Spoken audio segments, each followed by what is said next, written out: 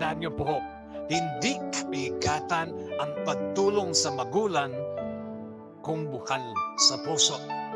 Tandaan niyo, hindi kailanman magiging kabigatan sa isang anak ang pagtulong sa nanay sa magulang kung ginagawa mo ito out of love.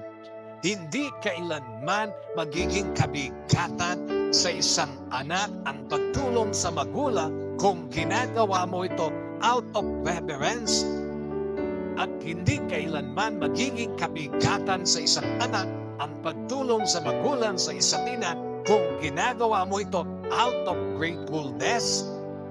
Kung ang iyong pagtulong, kung ang iyong pagsuporta sa iyong magulang, sa iyong ina ay ginagawa mo dahil sa pag-ibig, dahil sa pagkalat, dahil sa pasasalamat, kailanman hindi ito magiging kabigatan sa iyo bilang anak